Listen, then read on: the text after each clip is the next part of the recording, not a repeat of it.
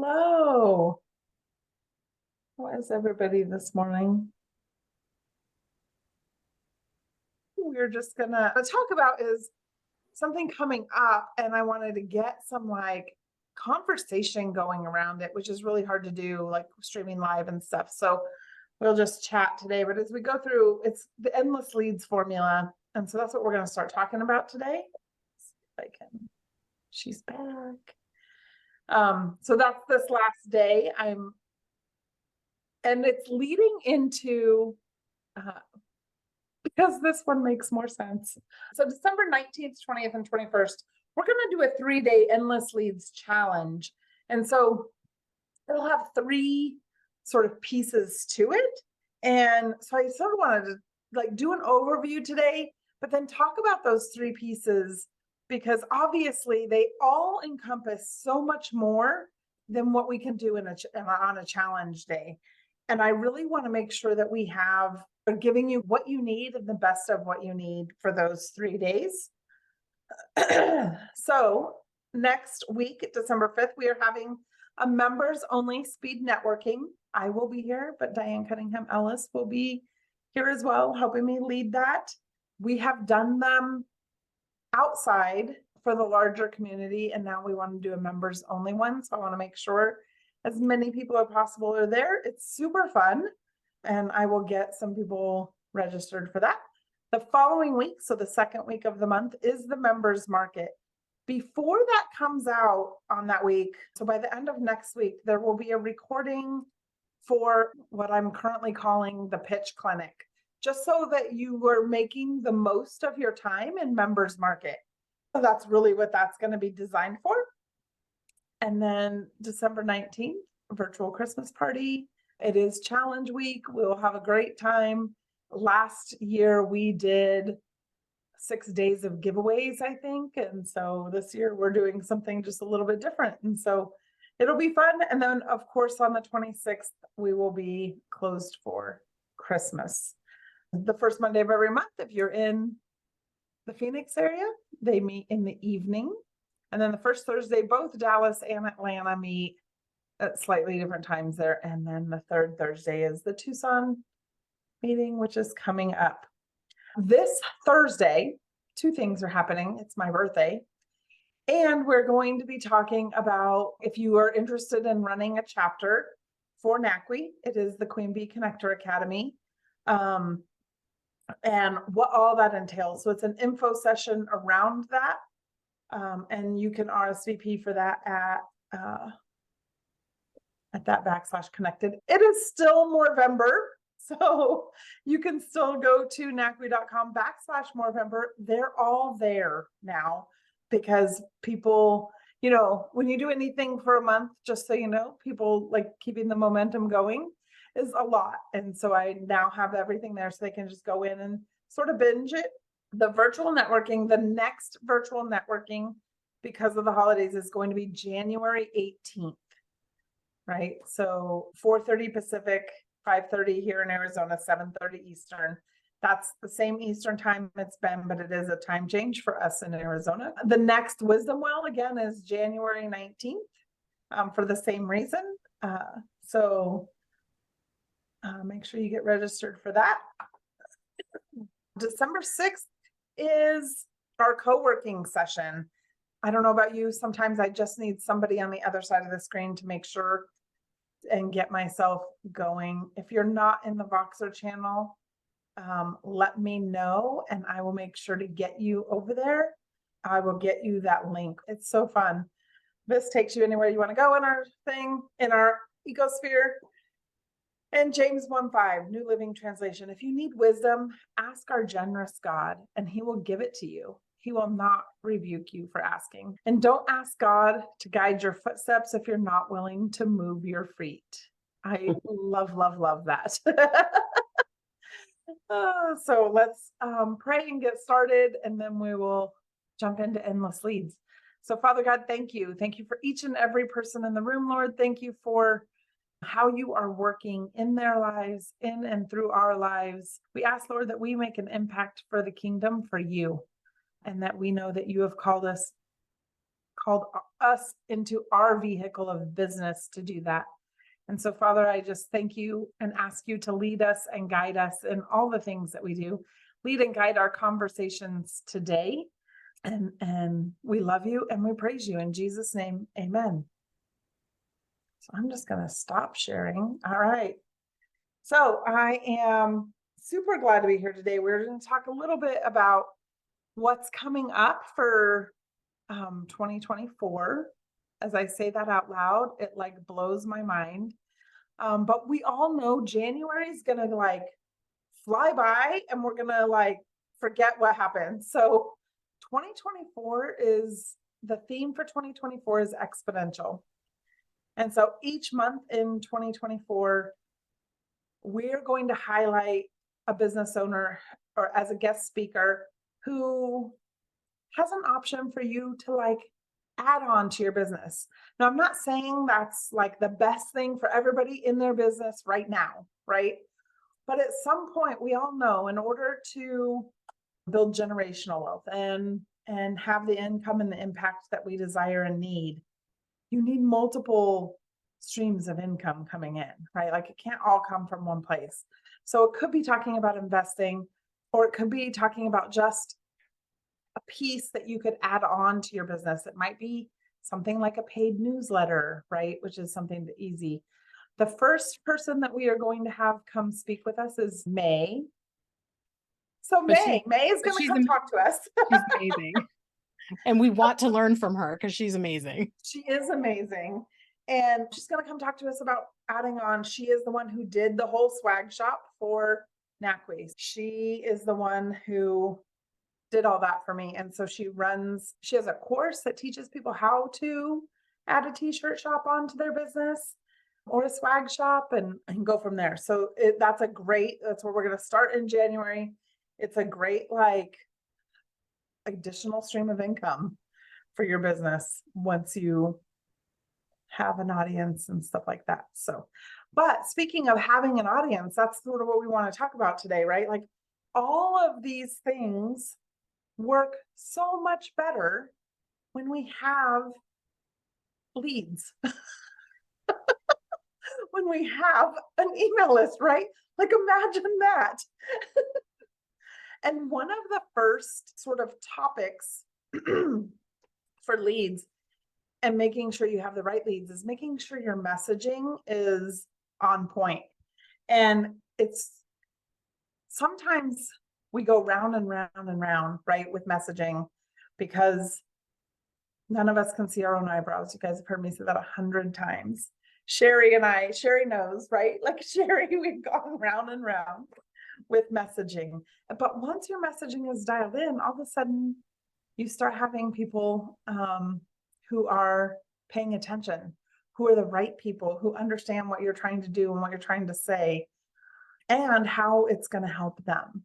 So let me ask you guys this. So let me just say that messaging. The second piece that I like to talk about with endless leads is what I call focused promotions. So it's one thing at a time, right?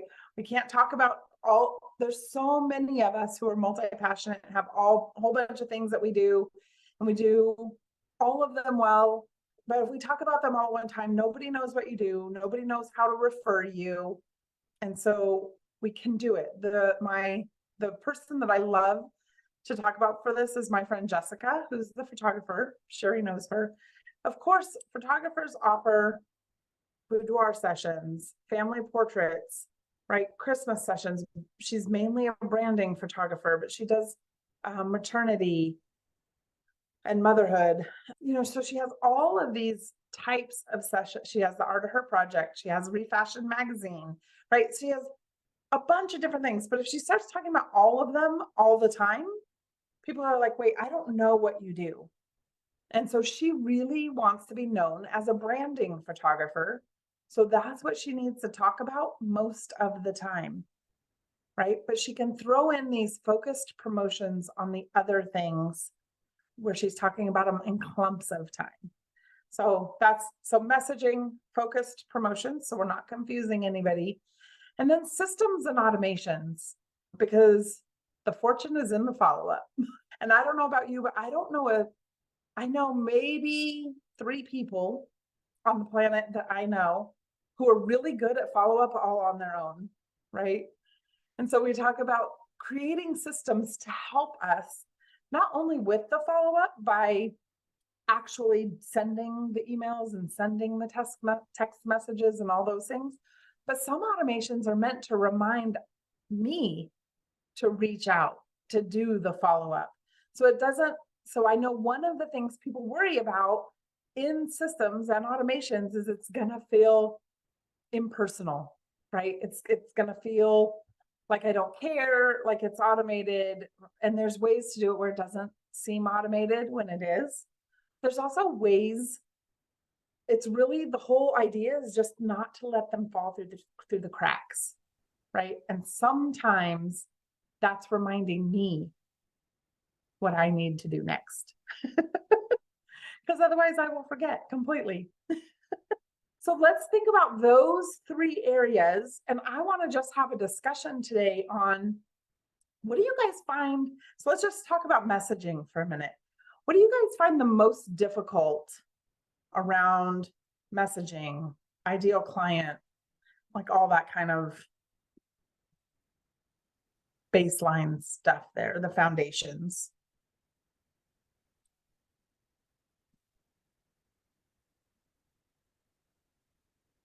Yep, Sherry. And then Tessa. So it was funny you mentioned Jessica. It was just Jessica's potential customer for me. So she had reacted to a presentation that I'd made at our BNI meeting, and she keyed in on a particular word, procrastination, which is not a word I use very much on my website and my offerings. It is an implied thing in my head. So that's part of that right there. So I spoke with her and said, okay, you're a potential customer. You're having trouble finding what you're looking for, but I know it's there. Right. So there's the disconnect that, and I actually went back and made some changes. So I really appreciated it because I figured out a way to include that and not be overly verbose. So I can be overly verbose. I know that any one of the offerings would fit for her. But she doesn't know that because she's looking for a particular thing. So I don't know how to put that into words, but there's my problem. I have an idea, and as soon as Tessa goes, then I will circle back to sort of what I'm thinking there. And I think that we want people to be at a certain level when we work with them. Like we do funnel development and like the automation part, but most people come to us for social media, and we've resisted it and we keep saying, no, we don't want to do it. And so it's kind of, for me, it's been that acceptance of like, they don't understand what they don't know. Just like what Sherry said, they don't know what they need. So it's like accepting the fact that we have to come in where they want us. Sometimes we don't get to choose, like we only want the people who know they need a funnel. It's a lot different pool of people, smaller group, and it's just not, it doesn't make sense for us to be in there. But I love what you're saying, because everything that you have in there is really where we live. But I have to test messaging in ads like over and over and over, just because it surprises me every time what people actually want to hear. And it's never really what I had the first time, is my experience. That's just I would agree with you for sure. Like there's times I'll test something and all of a sudden I'll be like, really? That's the one? I'm like, why? I don't even understand, but it is. It's so interesting, but you're right. And Sherry, I do think, right, she was talking about they don't know what they don't know. And so we talk out of our, like you said something that keyed into my brain when you said it, which was, it's implied in my head, right?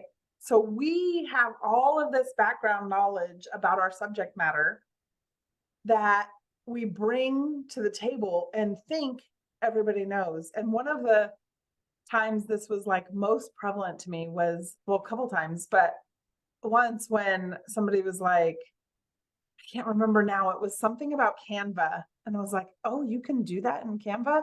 And, it's been something you could do in Canva for like a year. So in my mind, it was like, of course you can. Right? But they had no idea.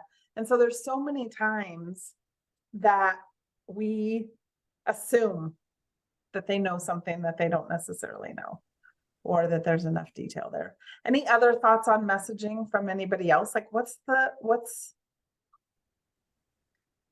or if you have your messaging down, like what was the experience of getting it there for you? Like, Heather, Yep. I'll just say that I think for me, because I have I have a product that is CBD based. And what I've found is when I ask people, what do they think, or what do they think they know about CBD? I get anything from, oh my God, you can get high, to, oh my God, you can get addicted, to, oh my, I think the biggest problem, or challenge, I should say, for me, is that a lot of people, I say CBD and they jump to whatever their own conclusion is. And so I have to figure out a way to invite them into a conversation about what do you know about it? How do you know about it?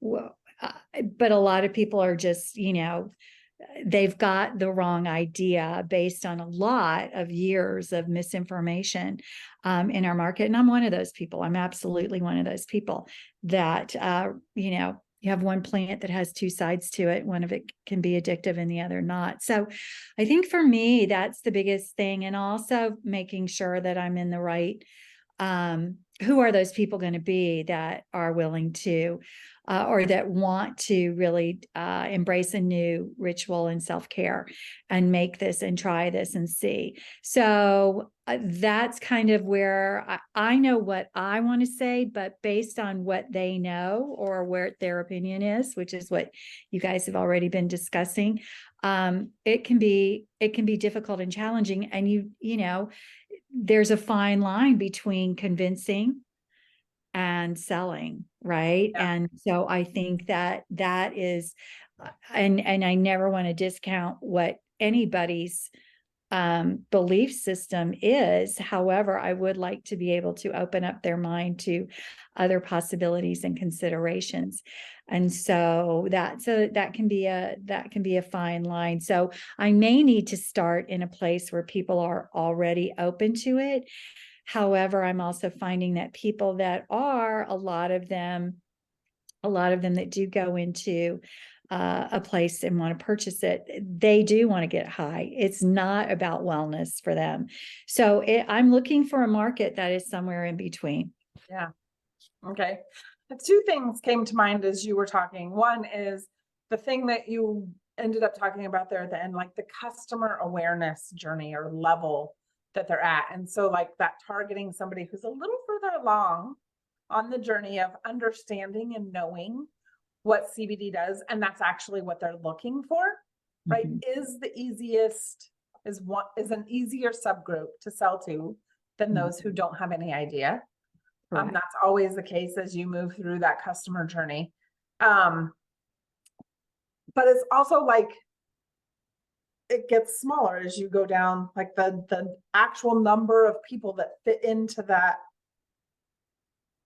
bucket gets smaller the more further down the road you have, which isn't a bad thing, right? There's still billions of people on the planet, and a good subset of them are looking for CBD type products. The other thing that I was thinking of is CBD is the vehicle, right? It's not what they're actually looking for. So what they're actually looking for is what it does for them. It's like those benefits. So speaking in your messaging about the benefits of it. So what is it actually, and I wouldn't say all of them at one time, right? Like, because everything that happens with CBD is that it's the cure all, end all, be all, right? Like it does all the things under the sun. Yeah. And I don't want to promise that. And I don't want to, Right. that is certainly not, where I'm going. But as you were talking, Heather, I was thinking too, maybe it's I need to find those wellness practitioners that are already familiar with it, and that might be, and who have a client base that is already familiar with it, but maybe are looking to experience it in a different way, maybe through a chocolate, or maybe through a topical, or maybe through, a tincture. So that's a good, that might be an easier, that will probably be an easier place to start. Yeah. Yeah. So those couple of big picture ideas are like customer journey, and then like benefits over like what the vehicle is. So anybody else? Share, or Susan, sorry. I think sometimes the wording, at least in my world, can be a little too narrow Okay. and or not focused in the right direction. When I started our World of Food community, it seemed to be a more focused just on food. Mm-hmm. And there were people who joined who were just foodies. They didn't want to do anything else but eat. But there were others who didn't, because they said, I'm not a foodie.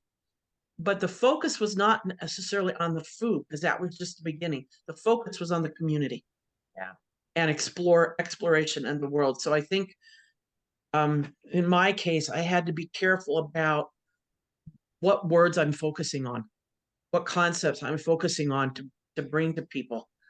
I would say that with Rachel too, as soon as you say CBD, everybody's got a picture, one way or another. As soon as you say food, and even if you say our world of food community, food is where everybody stops. Right. And yet, so I don't know what to say other than that, but I think it really boils down to the focus of the words that you say. And I agree with Sherry like that, procrastination came out, and that was a focus that maybe not had been, circulating. So I think it's hard to find those words. Mm-hmm. And I find a lot of times, like Sherry mentioned, you kind of do stumble upon them. And it leans back into this idea of using the words that everyday people use, right? Like, or that the people you want to attract are, what are they calling it?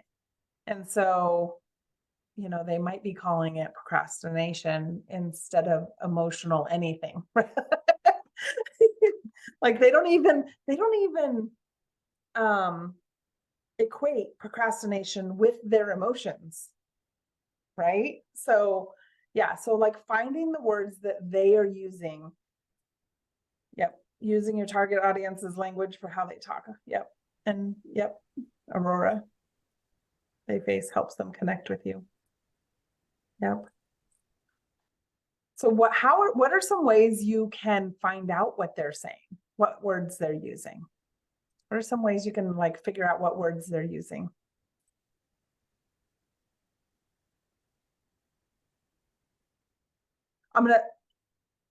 This is one of them. I'm asking you guys, right? We're talking about messaging. I'm asking what the challenges are around it. I'm clarifying in my brain what you're saying as it comes in. So when we're talking about customer journey, Rachel's not using the words customer journey. We're using the words like they don't know what they don't know, or maybe they need to be ready. So ready for CBD products. So she wasn't. Well, if I say the words botanical wellness, what do you guys think about? How do you think about that differently than CBD? I say botanical wellness, and what do you say? Love it. Yeah, I just know it's probably still not the words they're saying, right? Like, I don't know if I'm going around saying I'm looking for botanical wellness. Maybe natural healing. Maybe natural healing. Because it's a whole plant. That would be one that I've seen. I mean, we have a client that's CBD, and so I'm just saying what you could publicly find out from their website, but we use natural healing. Okay. Yeah. Or like I said, those benefits, even if it's just like sleep better, or sleep all night. So so I did change my messaging.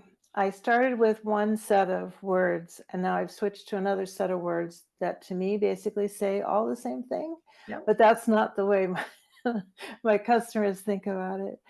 So but it's taken a long time, months, if not year plus total, but really the messaging is more months. But months and months and months and like weekly working on it and then listening. I don't even remember how I got to change my message, but I did because I kept hearing these words come up and like, oh, so that means something more to you than this set of words over here. And I actually like my messaging better now because I'm not using such generic words. I was using very generic words before, anxious, stress, like, and I think they've been so watered down. And so that was kind of my question. I think Rachel's kind of maybe struggling with that too, is how do you use words that really mean something to what you're doing, but aren't so watered down and so overused that they really have no meaning and they lose their power. Right. Correct. That's a good point. So how did you change what was your original messaging and what is it now? Come to you next, Barbara. So I don't even remember my original, but I said, it was something about, imagine, gosh, Heather, you probably remember better than I do. Like I'm so in the moment at times. Imagine saying goodbye to, what did I say? Anxious, stressed, and overwhelmed. Overwhelmed, overstressed, overtired, or something like that. And those really did not gain momentum at all. So I've changed it now to imagine saying goodbye to guilt, procrastination, and distracted thinking. Yeah, right? Those people can. I like it. Yeah, thank it's you. so good. And I seriously can't even remember how I got there, but it was months and months and months of weekly, if not daily, practicing, messaging, listening. BNI had a lot to do. You all had a lot to do it too, but BNI forces me to do things weekly. That's true. And force is the right word. But I need that. I'm making a joke about it, but I need that. That's one of the reasons I've joined these networks. And this is, you guys were NACWE was the first one, is I need the structure. I need the guidance. I need this. I need to be forced to do these things because I don't know to do. I don't know what I don't know. For sure. Barbara. Yes, first of all, I joined this group because of the wide range. I did some research and just wanted to reach a larger audience to see just what the thought process was. And so I wrote a program called the Kairos Life Plan because I was fascinated with the concept of Kairos. And the coach at that time said, well, Barbara, I don't think people will understand what you're saying. And I thought, oh, yes, they will. They get it. For about 2 years, they didn't get it. I mean, there were some people that would have very nice comments. And one lady in church said, oh, Barbara, I finally got it. I'm like, got what? And she said, I got your Kairos moments. And I still love the concept. I wrote a plan. I tried to launch a program. It did not resonate with my audience.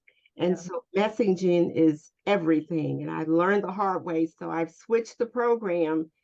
And I think I'll get the end results will be the same, but the messaging has to be correct for people to gravitate to what you're thinking, because what you're thinking they need, they may not want. They may need it, but they don't want it. So, or using the right words to get their attention, to get the message across. So I'm here just trying to learn some processes to get my program out. So, well, A, we're so glad you're here. Yeah. So, and B, you said a couple things that brought some things to mind, like give them what they want, or sell them what they want, give them what they need. So Kairos is one of those words. I love that word. And oikos is another one. I love that word too.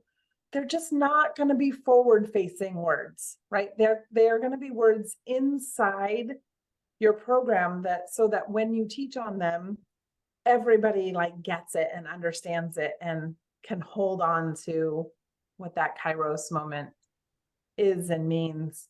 So what terms are you finding that they are using for, like, how are they speaking about what you do? I think they got it when the whole concept is God gets our attention, we respond, and he acts mightyful in our lives, or he has something very special for us. And I just thought that was awesome, because sometimes we miss that moment that God has for us, and it just might not come around again in the way that it was initially presented by God. I actually changed the whole program, but I'm using Kairos within the program, and I'm using words like transformation, and healing, and inner releasing the inner healing for spiritual and emotional healing. So the inner power within you. There you go. Healing. So I'm sort of going that way. So it's just a process of not dishing everything I had, but starting all over again, which is a little time consuming, but I'm getting there. And and they are resonating with that. So Awesome. everybody has their issues that they don't. Yeah. So, If you're on the planet. Yeah. Awesome. Well, Yeah, Kairos is it such a great is. word. Kairos is such a great word. I mean, I love that. Have you taken it out of your title now? it's out of the title, yes, but it's within the program. So, and actually, I'm going to do a separate course just on that, and not try to make it my signature course. So, Mhm. Okay. Okay. Because you were marketing to, you're marketing to just regular people? Because I would think that within a certain community, everybody knows what Kairos is, right? I mean, no, if you're in a everybody. yeah, but if you're in a theological community or a teaching community would know that more so than maybe as just regular lay people, right? Absolutely, yes. Yeah. But I would think that women, especially that are somewhat familiar with some Bible studies, Kairos would be, okay, I'm rambling. I apologize, but I love the word. I just think it's just absolutely amazing. Yeah. And it can be used in the title as long as your then subtitle is super clear. So Sherry made the comment, like, it's very time consuming, and it is. It takes, Tessa mentioned testing. It takes some testing and takes some figuring it out. We can shorten the time period by doing some market research, looking at what's out. So I had somebody approach me. I think I mentioned this maybe last week or the week, not last week because it's Thanksgiving, the week before. Maybe not, because I don't think it had happened by then. But somebody was asking me, like, oh, we want to buy a business, and we're looking at this certain type. It was a leak detection business. And I'm like, okay. I said, but the normal homeowner, right? Our leak detection is there's water somewhere. So we're It rarely, should be. Yeah. yeah. And so there was a subset possible for it, and it could be a very viable business option.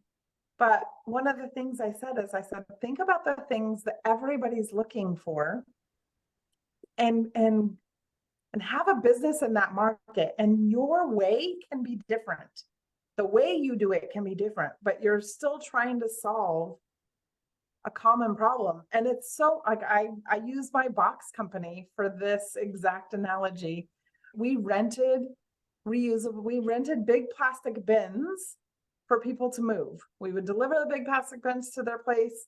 They would move, and we'd come pick them up at their new place, and they wouldn't have to deal with cardboard. And it was the best it's like such a great concept, right? Guess what? Nobody's really actually Googling that and looking for it. If they come across it, great. But the things they're looking for are a moving company and cardboard boxes, right? I totally would have. I bought all the bins because I loved to, like, that's how I would move too. But I wouldn't even think there was someone to be able to rent it. Yeah. That's amazing. Man, I'm your target audience on that one. Right. Yeah. So, but the deal with that is I then had to go out. It's why I learned I love marketing, though. I will tell you that. Like, I had to go out and find customers. They were not just going to find me at that point. right? And so it's so much easier because if you're playing the SEO game, you can play that game and get on the top. But if they're not even looking, right? Anything else on messaging? the other thing about what you were when you talked about Kairos, I took Greek just because I was fascinated by it in our church, and we happen to have a couple of teachers who were fluent in Greek. And so when we got to words like Kairos, what it was if you are in the Bible and the Greek version of the Bible, in any way, shape, or form, you understand what Kairos is. Mhm. But if you haven't, if you just go to church and you don't hear that word every day, you have no idea what that word means. So it depends on the level of the people you're wanting to reach as to what the words you're going to use. Are you on the basic level and wanting basic people? Are you wanting the people who know the answer to the word? And I think that's where you came in and said, you may have to clarify it in a byline. Yeah. Yes. Kairos is also a very popular name for boys now. It's out there doing. Yeah. Awesome. Aurora. One of the things I think that can be helpful as you're like trying to work out your messaging, it's this balance of, what you should say and how it sounds, right? How it sounds coming out of your mouth, how it reads. And so I'm, being the speaker person that I am. Coming from the speaker coach in the room, how it comes out your mouth. How it comes out of your mouth. But a really great way to practice, is, or to get some kind of, to figure out if it's resonating with people, is to do things like, short live streams. If you can do a Facebook Live, if you can, a place where people can hear you and you get feedback. You get feedback, right? If you say something that resonates with people, they'll heart that, they will make a comment like, oh, that's amazing, that's powerful. So you get that immediate feedback. But then a lot of times what will happen is you say it in such a way that just really connects with someone. And if it's just a conversation, chances are good you're not going to remember the exact words that you said. But because you have that recording and you have that exact almost timestamp where that connection got made, something resonated with someone, you can then go back and kind of capture that and then continue to work on refining that what I like to call a great mouthful of words. And you get it on video, you get to hear yourself saying it. So if you get a chance, like if you get to a certain place with some of your messaging, or you're trying to figure out like, in addition to posting it places, give yourself an opportunity to say it out loud and let people hear it and let them give you feedback. Thank you. I agree with that. I probably didn't do enough of that. So yeah. Yeah, no, that is such a great tip, because Sherry mentioned it earlier, having to say it every week in BNI and then hearing what comes back. But I hadn't thought of doing it on video that way. And that's such a great point. Mhm. The video resistant girl that I am. Well, I think all of us can be really resistant to doing that. And, you might have to find some other ways to kind of push yourself into doing it, or you need to hire someone to push you, because, even, we, those of us who are at the conference got to meet Carrie and her short form video work that she does with people. And that's a great way too, to have, create some reels, create some content and see what kind of feedback do you get comments on it? Are people watching it? Like, use that as a way to garner feedback, because ultimately that's what you want. You want to see if the message resonates. It may really resonate with you and maybe the people who know you, like a close circle. But if you can get people that you don't know as well to engage with it a little bit and give you some feedback, or even say, even if they type, like, what does that mean? Like, I'm interested, but what does that mean? That lets you know, like, okay, I've got to start farther back than I thought I did in trying to explain and making sure that my message has clarity. Yeah. I think I shared it in writing as much everything, but the messaging, with video certainly helps. Yeah. Right. Something I just noticed, that when you're on like a Zoom like this, and like Aurora is speaking and telling something, when it resonates, you see people doing this, Mhm. or their eyes light up, or they smile, or whatever. And if we tune into some of those things, we can kind of see, where the verbiage should come from. Yeah. Yeah. And I think it works in print too, right? Like make a post, even if it's like written out. Same thing. It's those same words that are going to resonate with people. So just paying attention to what gets engagement. So you guys, I don't want to go into it right now, but if you don't know how to look up your analytics on your posts and stuff, let me know and I'll show you where to do that, or Tessa can show you where to do that too. I know. Yeah, because that's really helpful. Systems and automations. What are the simple systems that you use that makes your business life way better?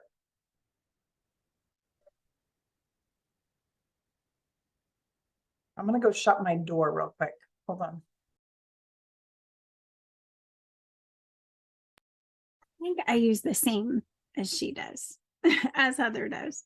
Heather, you're on Go High Level, right? Yes. Yeah. So we're a very much a high level agency for sure, because it's got so much automation in it. We automate everything, but that's just not everything. There's a lot of personal touch, but you can blend. But right now our messaging out is very manual process out to channels. I just happened to say this because it's been like 5 days of messaging and getting leads the last 5 days.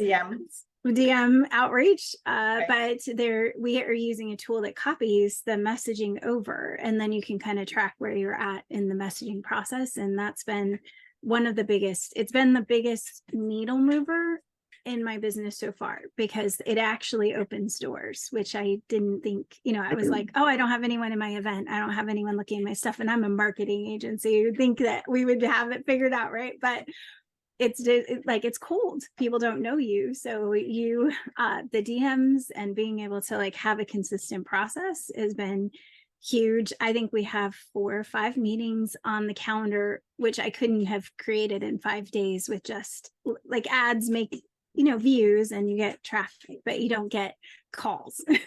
So I just have to say, like, having a process, just writing it down. You don't even have to have software. You're just saying, here's the order I'm going to do this in, and this is when I'm going to do it, and then being committed to doing it, which is really hard.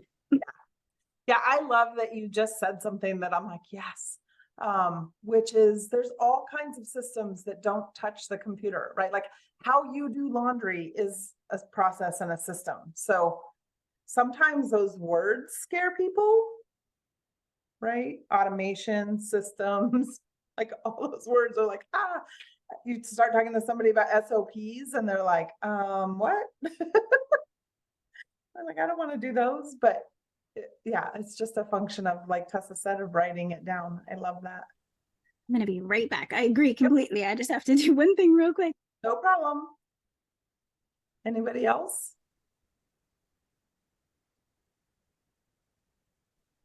I don't know if this, kind of qualifies as a system, but I know having kind of a tight grip on my calendar, and when I've designated time to work in and on my business versus when I make time available for people to book into my calendar for, anything from, coffee chats to actual clients, really helps me a lot. Knowing that, every day, every morning from 9 to 11, unless I choose to, I will not have meetings or calls. That is my time to work in and on my business.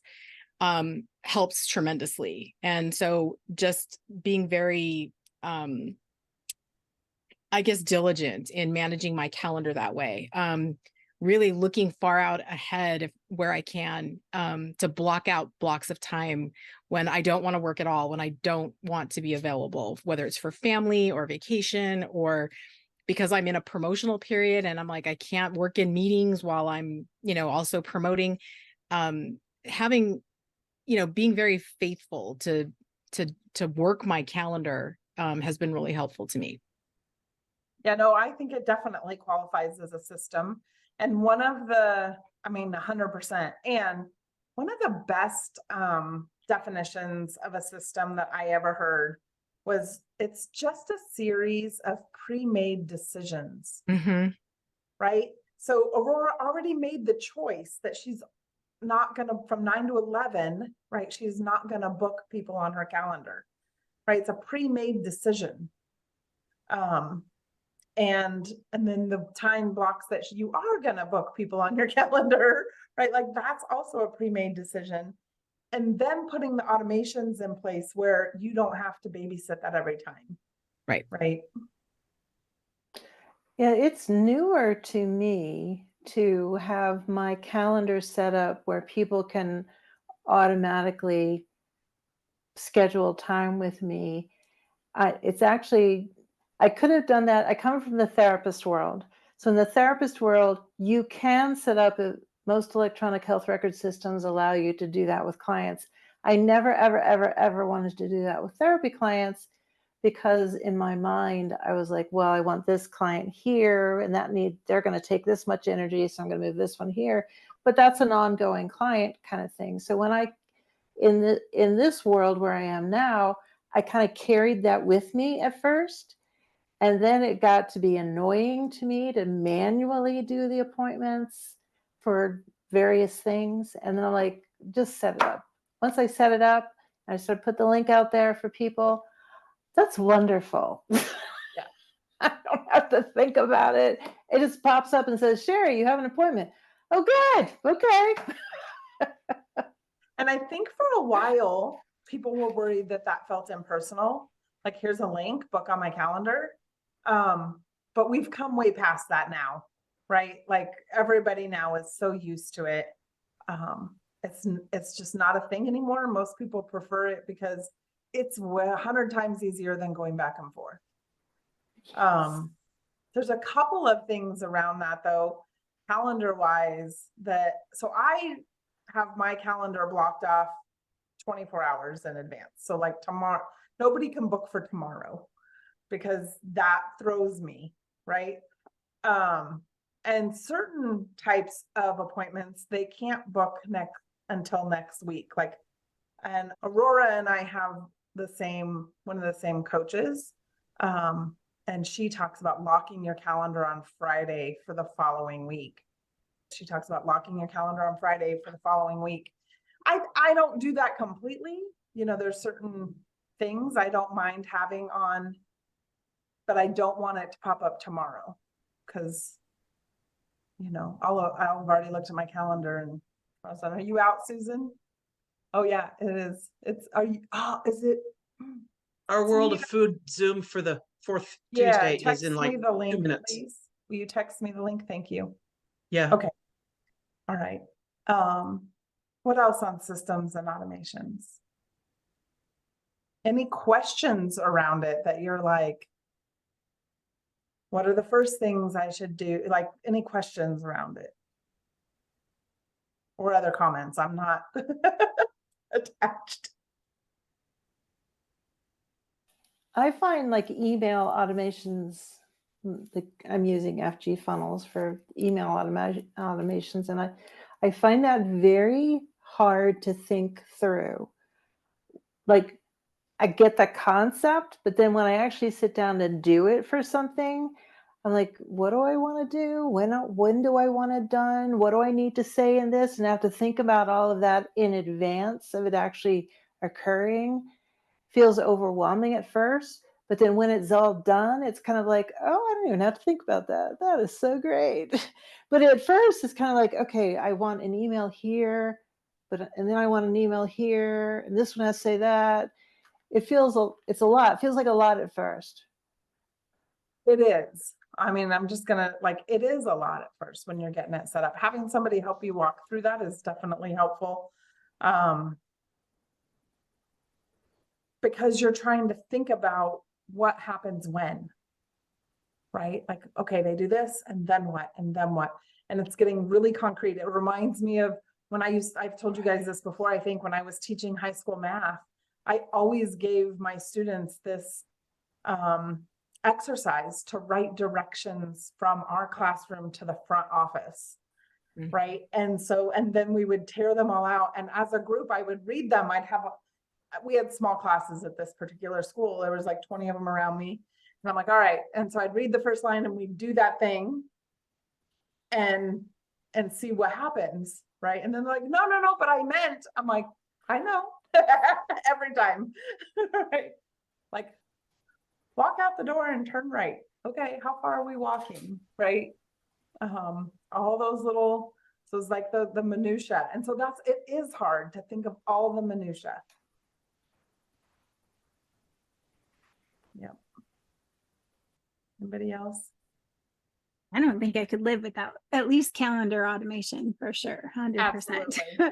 Like, I don't want to do that with anybody. It's so much time on their part and my part. So I don't have anybody now, for a couple of years there before COVID, I think people sort of resisted it, but now they just ask for a calendar link. Like, can you send me your calendar link and I'll book it? And Yep. I'm pretty open with booking, but I do, time block in my own calendar. For Right. sure, because I wouldn't be able to survive. And padding, you can have the right amount of padding between certain types of meetings or time where it blocks an hour before, because that type of meeting is going to be really intense. So Yeah. I love it. But we use Calendly. So it's okay. yes. Yeah. Yeah, I agree with you. I like calendars, email, welcome sequences, nurture sequences, like all of those are probably the top of my list. And then there's some that are just sort of fun to have, like remind me when it's so-and-so's birthday, all the reminders, all the stuff. So yeah, FG will remind me if I can either automate a thing to send out to members on their birthday, or it can remind me to do it. Right. It can be either one. So when people are like, it feels so impersonal, I'm like, then we're going to remind you to do it. It's okay. Yeah. Okay. Well, I just wanted to say thank you guys for having this conversation. It's been super helpful. I hope it's been helpful for you as well. And Sherry, do you want to pray for us before we go? Sure, happy to do that. Dearest loving Heavenly Father, we just praise your holy name. We praise you for bringing us together. We praise you for the wonderful conversations, the learning, the education, the wisdom, the insights. We praise you for NACWE. We praise you for Heather and all the leadership. And we lift all of this up to you and all the unspoken needs and wants and desires and fears. Lift it all up to you, Lord. And we just pray for your blessings, your guidance, your light on each step as we go. And that each of us feels your guidance every moment of every day. In Jesus' name, amen. Amen. Thanks you guys. I think this is the first one that I've been able to come to. So thank you, Heather, for doing this. I'm so glad. I've been a member for a while, but I couldn't coordinate the schedule. So I appreciate it. Yeah. Well, I'm so glad to see you. Thank you all. It was nice to meet Bye. you. It's great to see everyone. Bye-bye. Bye. Bye.